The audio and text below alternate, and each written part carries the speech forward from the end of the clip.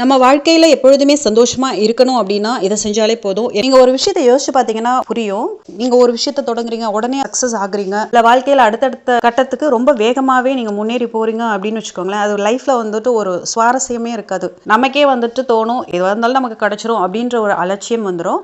குழந்தைங்களுக்கே பார்த்தீங்கன்னா நம்ம ஏதாவது ஒன்று கேட்ட உடனே நீங்கள் வாங்கி கொடுத்தீங்கன்னு வச்சுக்கோங்களேன், நம்ம என்ன கேட்டாலும் அது கிடைக்கும் அப்படின்ற ஒரு அலட்சியம் வந்துடும். எதை கேட்குறாங்களோ அந்த பொருளுக்குரிய வேல்யூவும் தெரியாமல் போயிடும். அதே மாதிரி தான் நம்ம லைஃப்பும். எல்லாமே உடனே இமீடியட்டாக கிடச்சிச்சு அப்படின்னு வச்சுக்கோங்களேன், அதோட வேல்யூ நமக்கு தெரியாமல் போயிடும். ஆனால் ஒரு தோல்விக்கு அப்புறம் கிடைக்கிற வெற்றியாக இருந்தாலும் சரி, ஒரு பிரச்சனைக்கு அப்புறம் கிடைக்கிற நிம்மதியாக இருந்தாலும் சரி, அதில் நமக்கு கிடைக்கிற சந்தோஷம் வந்து வாயால் சொல்ல முடியாது. அந்த டைமில் தான் சந்தோஷம் அப்படின்னா என்ன அப்படின்றத நம்ம மனதார ரியலைஸ் பண்ணலாம். அது மட்டும் இல்லாமல் அந்த மாதிரி பிரச்சனையை ஃபேஸ் பண்ணி வந்து வரும்பொழுது எந்த ஒரு தோல்வியாக இருந்தாலும் சரி, எந்த ஒரு சூழ்நிலையாக இருந்தாலும் சரி, அதை ஃபேஸ் பண்ணுறதுக்கான மனதைரியமும் நம்மக்கிட்ட கட்டாயம் இருக்கும்.